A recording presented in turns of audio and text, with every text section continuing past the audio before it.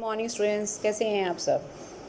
आज हमारा चैप्टर का नाम है ऑब्जेक्टिव्स ऑफ एडवर्टाइजिंग, यानी विज्ञापन के क्या उद्देश्य हैं, किस पर्पस के लिए हम एडवर्टाइजमेंट करते हैं। ठीक है, देखिए हम कोई भी काम करते हैं जब, तो उसके पीछे कोई ना कोई हमारा मोटिव होगा, राइट।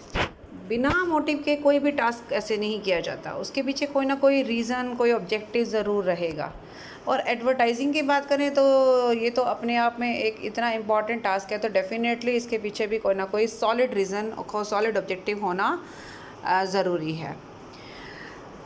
देखिए, अगर मैं एक पर्टिकुलर मतलब अगर जो मेन हमारा ऑर्गेनाइजेशन का जो सर्वाइवल है वो किस पर टिका हुआ है, कोई भी ऑर्गेनाइजेशन, कोई भी संस्था किस चीज़ पर टिकी होती है कि वो किस तरीके से काम कर रही है और कितने प्रॉफिट्स अर्न कर रही है, क्योंकि profit is a blood of any business, right. अब प्रॉफिट अर्न करने के लिए ज़रूरी है सेल होना, ओके। अगर मैन्युफैक्चरिंग कंसर्न है या जो भी प्रोडक्शन कंपनी है, सेल होना बहुत इम्पॉर्टेंट है, क्योंकि बिना सेल के आप जो है अपना प्रॉफिट जो भी आपका आपने फिक्स कर रखा है वो आप अर्न नहीं कर सकते।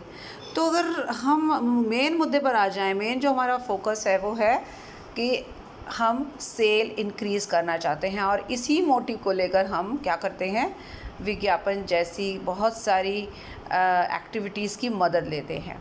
तो our main motive, main target, main objective of advertising is to increase the sale of our organisation. लेकिन अब इस सेल को इंक्रीज़ करने के लिए हमें उसके साथ साथ बहुत सारे छोटे छोटे ऑब्जेक्टिव पूरे करने होते हैं, जो कि हमारे मेन मोटिव में फ़ायदा देते हैं या उसमें हेल्प करते हैं। ठीक है, अच्छा, स्टैंडर्ड क्या चीज़ है। एक बार कभी आपने सुना होगा कि स्टैंडर्ड फिक्स कर दिया गया, मतलब स्टैंडर्ड्स क्या है, स्टैंडर्ड्स ही अपने आप में ऑब्जेक्टिव है। मान लीजिए अब हमने ये सोच लिया कि इस साल हमारा जो ऑर्गेनाइजेशन की सेल है हम 5 लाख पर मंथ तक लेकर जाएंगे, जो कि पिछले सालों में 3-3.5 तक हम ले जा पा सकते हैं, मतलब उससे ज़्यादा हम ले ही नहीं जा सके। तो उसके लिए हमें कोशिश करनी होगी कि हम अब किस तरीके से अपनी सेल इंक्रीज़ करें। अब ज़रूरी नहीं है कि खाली विज्ञापन के ही दम पर आप सेल इंक्रीज़ करोगे, लेकिन क्योंकि हम बात यहाँ पर सिर्फ विज्ञापन की कर रहे हैं, तो हमारा जो मेन यहाँ मोटिव है वो ये देखना है कि विज्ञापन हम कर ही क्यों रहे हैं। ठीक है, स्टैंडर्ड की जहाँ तक बात है, स्टैंडर्ड क्या चीज़ होती है। स्टैंडर्ड्स अपने आप में कुछ नॉर्म्स हैं, कुछ प्री फिक्स्ड एक आपने स्पेसिफिकेशन ले लिया है। मान लीजिए एक स्टूडेंट है, अगर वो सोच लेता है कि अब उसे 80% मार्क्स लेने हैं, तो that is just like a standard for him, right.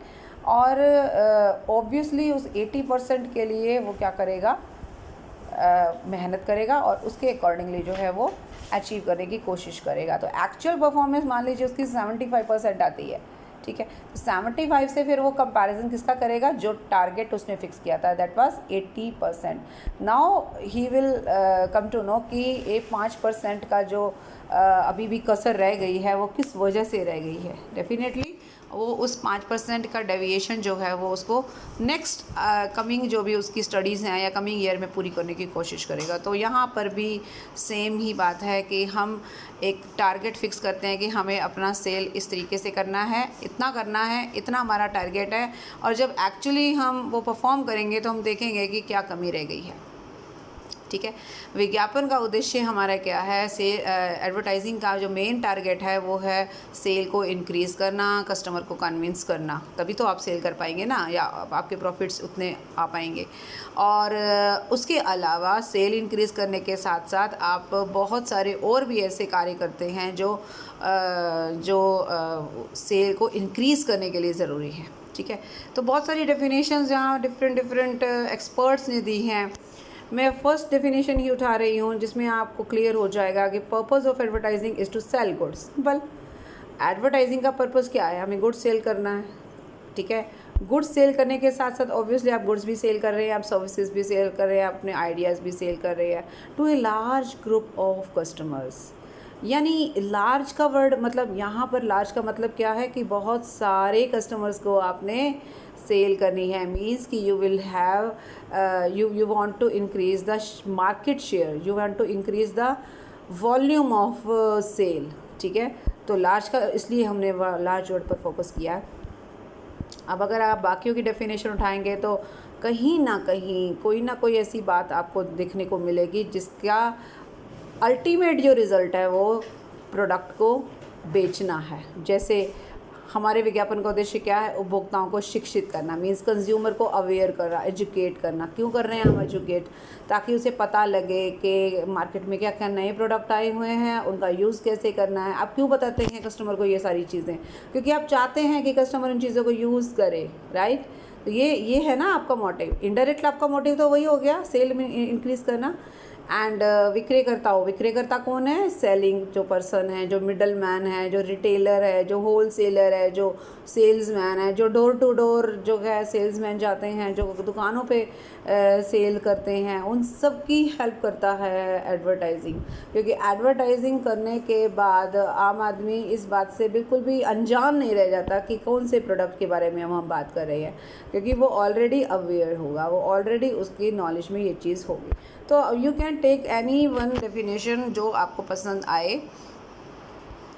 अब हम मेन अगले टॉपिक पे आ जाते हैं, that is why advertising objectives are set. क्यों करते हैं हम? वही बात फिर दोबारा से दोहरा रहा है, वो क्यों करते हैं, क्या इसका रोल है, नीड क्या है, इम्पोर्टेंस क्या है, मतलब what is the reason behind the setting of advertising objectives. हम उद्देश्य बनाते ही क्यों है? ऑब्वियसली आप कोई काम कर रहे हैं, कोई टास्क कर रहे हैं, तो उसके पीछे कोई ना कोई तो उद्देश्य होगा। बिना उद्देश्य के तो आपका मतलब वो एक नाव है जो आपने पानी में डाल दिया, लेकिन डायरेक्शन पता नहीं है कि किस तरफ जाना है। तो यहाँ पे डायरेक्शन बताएगा ना। डायरेक्शन ये है कि हमें अपने ऑर्गेनाइजेशन को आगे ले जाना है, हमें अपने ऑर्गेनाइजेशन के प्रोडक्ट को पॉपुलर बनाना है, हमें कस्टमर को अपने साथ जोड़े रखना है, हमें कॉम्पिटिटर को पीछे कर देना है। ये सारी क्या है? ये सारे ही आपके ऑब्जेक्टिव हैं, तभी तो हम करते हैं एडवर्टाइजिंग। और नहीं तो क्या ज़रूरत है हमें एडवर्टाइजिंग? इतना जो बजट हम उसको एलोकेट करते हैं, हमारे जो टोटल एक्सपेंडिचर का एक मेजर पोर्शन हम एडवर्टाइजिंग में खर्च करते हैं, उसके पीछे कोई ना कोई रीज़न तो रहेगा, तभी तो हम ये काम कर रहे हैं ना। तो क्यों महत्वपूर्ण है, why it is important, just there are some points to be discussed. The first one point जो है that is for communication and coordination. अब क्या है, पूरी संस्था का एक टारगेट है कि आपको ये अचीव करना है, ठीक है। उस टारगेट को पूरा करने के लिए संस्था के अंदर यानी ऑर्गेनाइजेशन के अंदर डिफरेंट डिपार्टमेंट्स होते हैं। हर डिपार्टमेंट को पता होता है कि क्या ऑब्जेक्टिव है, हमारा मेन टारगेट क्या है। उसको पूरा करने के लिए सभी डिपार्टमेंट अपने अपने लेवल पे अपने अपने काम में कोशिश करते हैं। तो यहाँ पे भी वही चीज़ है। अभी जो एडवर्टाइजिंग की जाती है उसके साथ कई लोग जुड़े होते हैं, ठीक है। उसके साथ एजेंसी जुड़ी हुई है, उसके साथ प्रोड्यूसर जुड़ा हुआ है, उसके साथ जो मैसेज देना है वो जुड़ा हुआ है, ठीक है। तो डिफरेंट एक्टिविटीज़ हम परफॉर्म करते हैं। आप प्रोसेस में पढ़ चुके हैं ना एडवर्टाइजिंग की कितने सारे स्टेप्स हम फॉलो करते हैं। एडवर्टाइजिंग बनाने वाले जो हैं और जो प्रेजेंट करने वाले हैं उनके बीच में जो भी एक कोऑर्डिनेशन है वो तब भी बन पाएगा जब एडवर्टाइजिंग का एक ऑब्जेक्टिव हम फिक्स करेंगे। बिना ऑब्जेक्टिव के अब हम अपने जिससे हम एजेंसी से यानी कि जिससे एक्सपर्ट से हमने एडवर्टाइजिंग करानी है, अगर हम उसको ये बताएंगे नहीं कि हमारा मुद्दा क्या है, हम विज्ञापन के ज़रिए कस्टमर को क्या बताना चाह रहे हैं, तो वो कैसे मैसेज क्रिएट करेगा, कैसे वो एडवर्टाइजिंग कॉपी बनाएगा, किस तरीके से जो सेलिब्रिटी है या मॉडल्स हैं वो बताएंगे। मतलब उन्हें ऑब्वियसली आपके असली जो भी आप मैसेज कन्वे करना चाहते हैं, जो चीज़ आप कस्टमर तक लाना चाहते हैं उसके बारे में पता ही नहीं होगा। यानी आपका टारगेट क्या है, जब तक आप एजेंसी को टारगेट नहीं बताएंगे, एजेंसी उसके हिसाब से विज्ञापन बनाएगी ना। विज्ञापन ही मतलब एडवर्टाइजिंग जो बनती है, देखिए अब छोटी मोटी कंपनी की बात मैं नहीं कर रही, अगर मैं बिग हाउसेस की बात करूं जो अपने बड़े बड़े जो एडवर्टाइजिंग है उसके लिए कंसल्टेंट्स की हेल्प लेते हैं, और जो एडवर्टाइजिंग एजेंसीज़ हैं जो मार्केट में प्रोफेशनल काम कर रही हैं उनकी हेल्प लेते हैं। तो first of all you will have to tell them what is the exact objective of advertising, right. तो उसी हिसाब से फिर वो अपना आपके लिए वो एडवर्टाइजिंग तैयार करते हैं। तो एक कोऑर्डिनेशन तभी लाएंगे जब डिफरेंट लोगों को पता होगा कि एडवर्टाइजिंग का ऑब्जेक्टिव क्या है। Next is it is helpful in decision making. अब काहे का डिसीजन लेना, हमने डिसीजन लेना है कि मुझे विज्ञापन पर खर्च कितना करना है, मुझे कौन सा मीडिया चूज़ करना है, मुझे विज्ञापन कितनी बार देना है, कब कब कहाँ कहाँ देना है, कौन कौन से मेरे कस्टमर है। डेफिनेटली ये डिसीज़न तभी ले पाओगे जब आपके माइंड में एक बात क्लियर होगी कि आपका विज्ञापन करने का मकसद क्या है।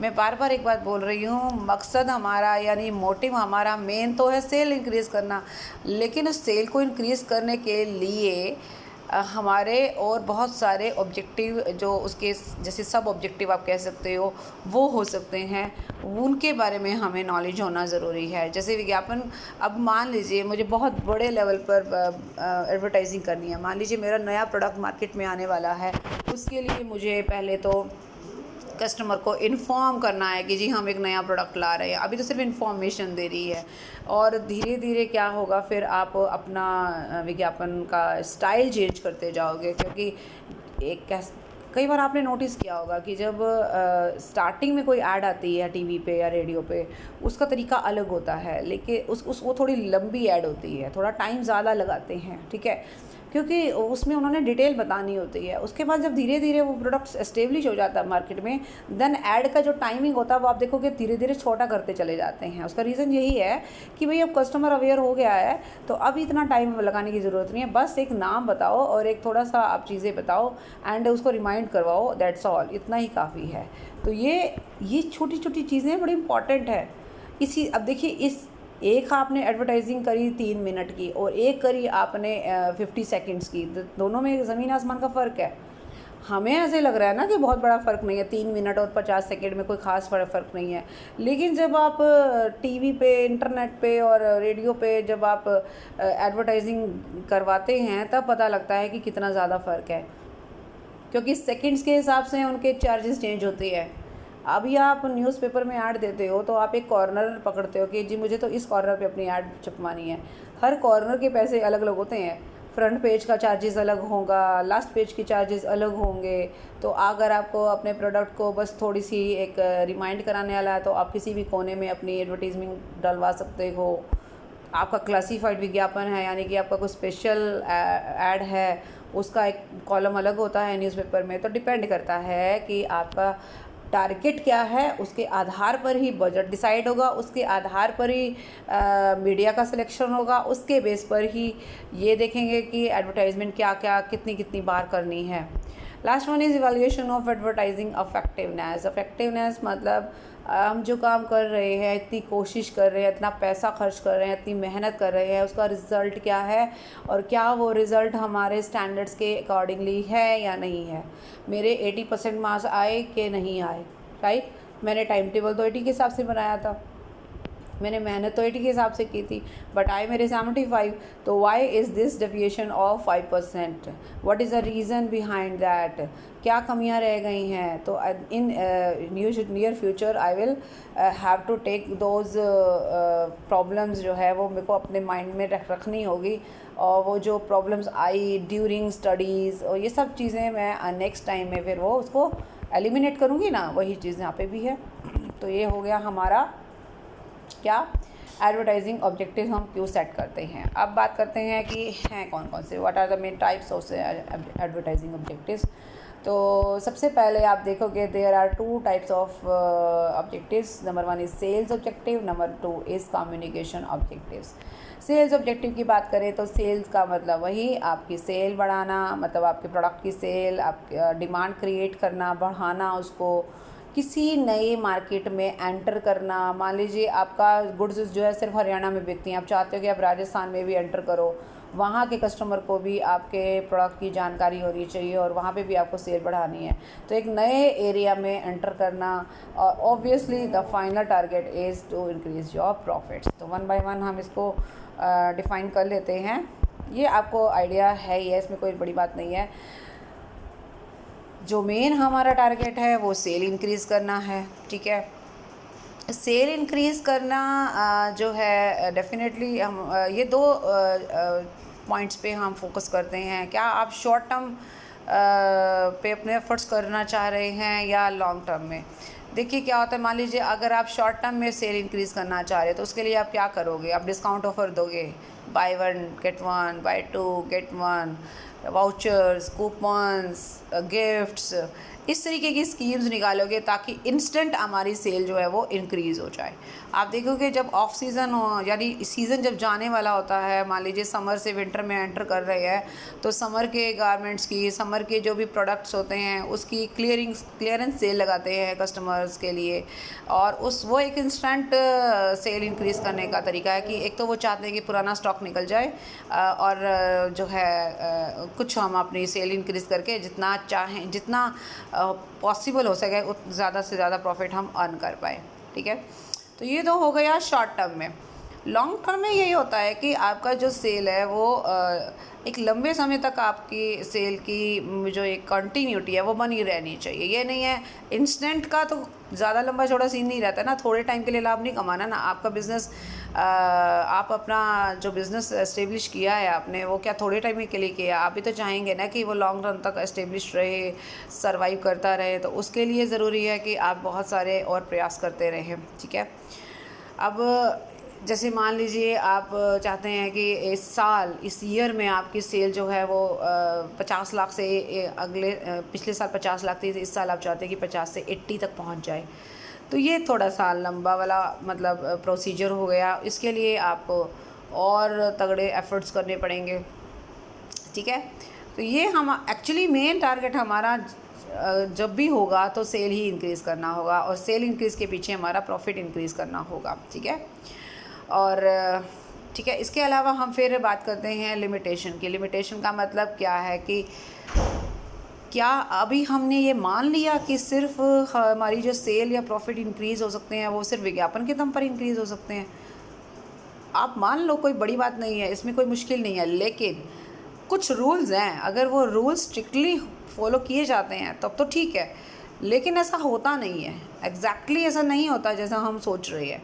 हमें ये लग रहा है कि सिर्फ विज्ञापन पर इंक्रीज़ करने से या विज्ञापन का बजट बढ़ाने से we can increase the sale volume. It is not okay, right? It is not 100% accurate statement, right? Because सिर्फ और सिर्फ एडवर्टाइजिंग के दम पर आपको लग रहा है कि आप सेल इंक्रीज़ कर सकते हो, ऐसा तभी पॉसिबल है अगर बाकी के सारे फैक्टर्स न्यूट्रल हो जाए। जैसे कहते हैं ना, अन्य बातें समान रहने पर।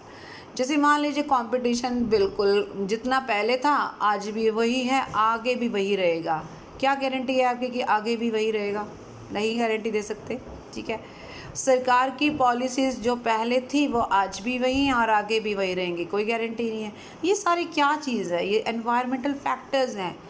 कुछ फैक्टर्स ऐसे हैं जो आपके कंट्रोल के अंदर है, कुछ ऐसे हैं जो कंट्रोल के बाहर हैं। आप ज़्यादा से ज़्यादा क्या कर सकते हो?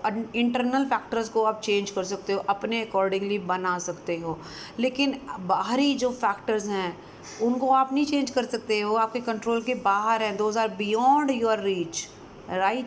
इन दैट केस हम ये 100% एक्यूरेसी के साथ नहीं कह सकते that advertising is the sole factor of sales increment या इंक्रीज द सेल्स, राइट?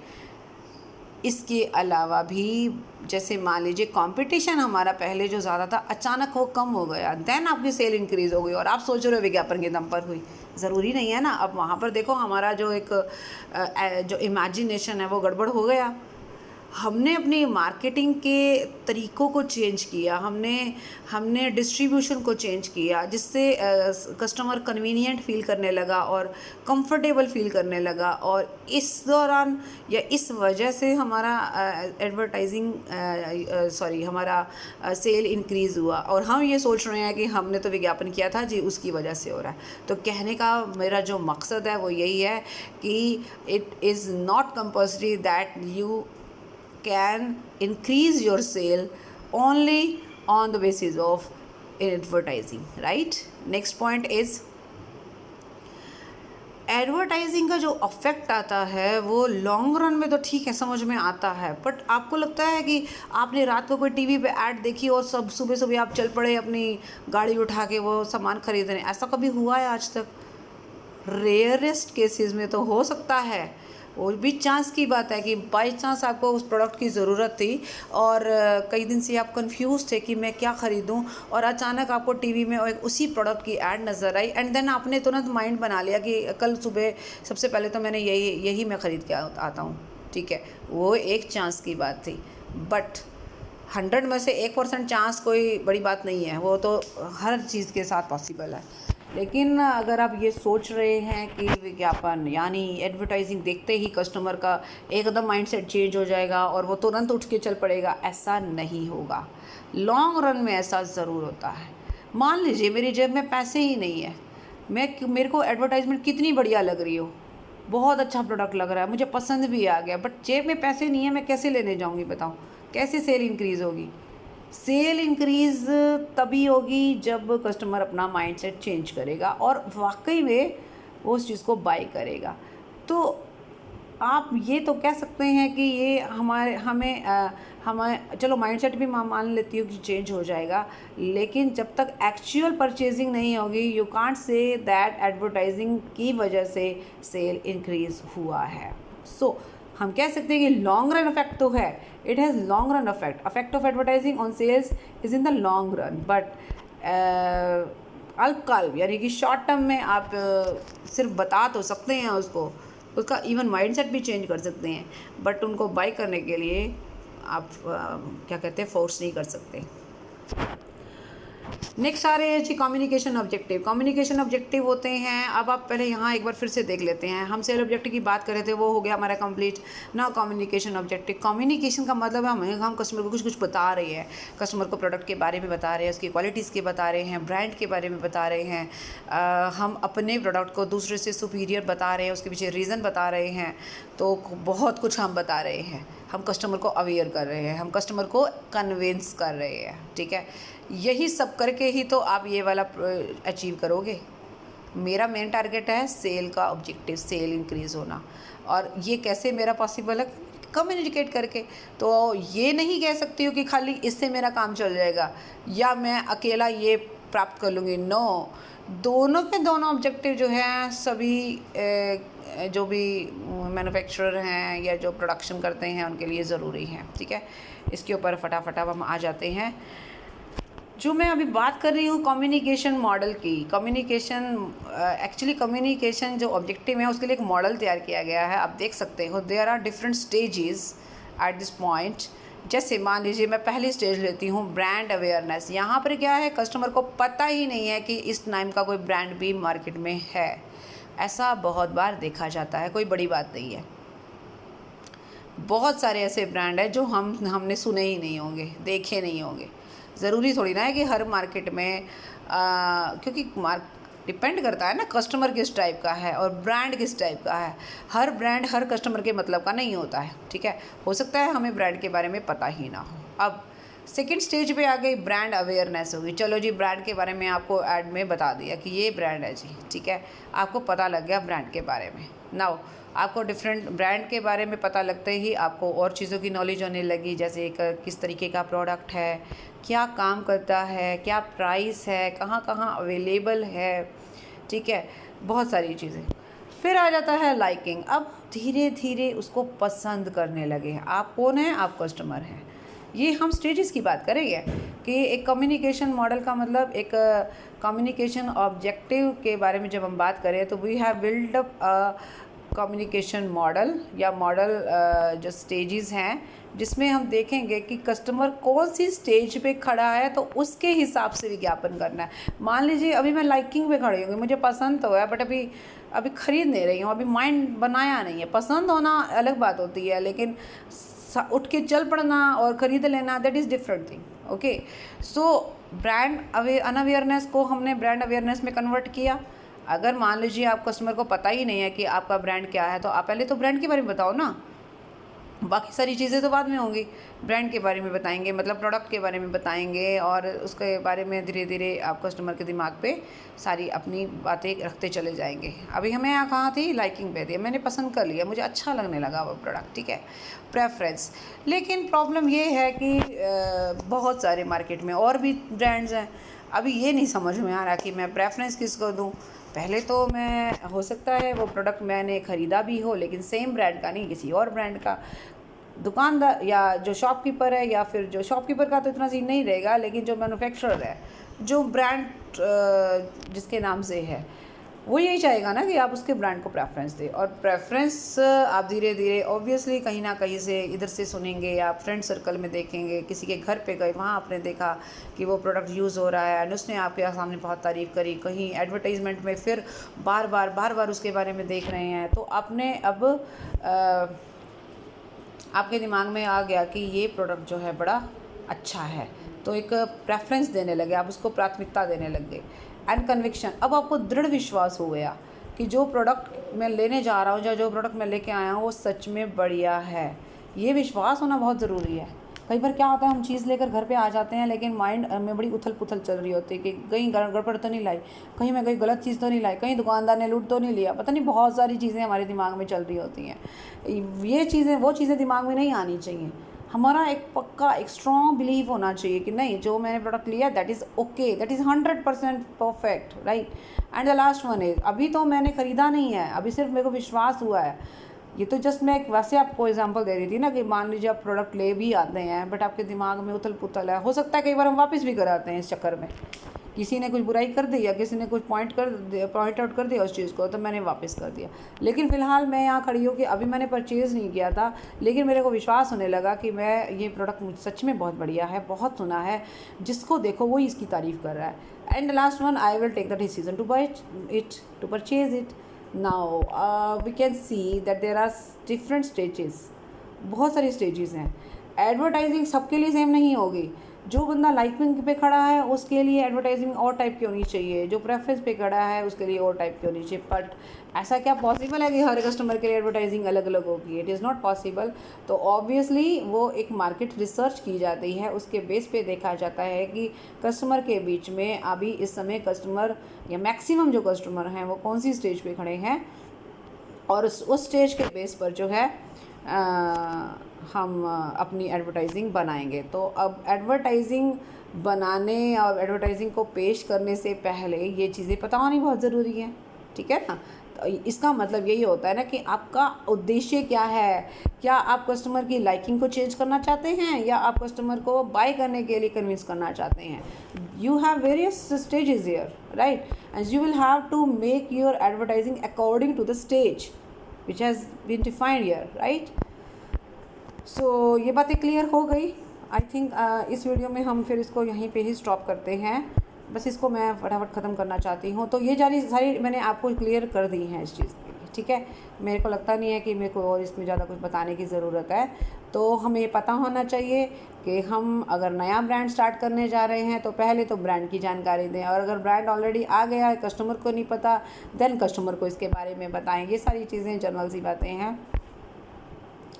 तो अब सिर्फ बताने से, आपने जो संचार किया, आपने कम्युनिकेट किया, कम्युनिकेट करने से ये बात तो ठीक है कि लोगों को पता लग गया। क्या पता लगने से विक्रय यानी कि सेल भी हो गई? नहीं भाई, ये ध्यान में रखिएगा कि सेल भी इम्पॉर्टेंट है। खाली मेरे को तो पता लग गया जी, मैंने तो रात को ऐड देखी और चुपचाप मैं जो है अपना ठीक है हो गया, बहुत बढ़िया ऐड है, बहुत पैसा लगा रखा है, बात ख़त्म। लेकिन मैंने ये नहीं सोचा कि मुझे प्रोडक्ट बाय करना चाहिए। तो कहाँ टारगेट पूरा हुआ एडवर्टाइजिंग का?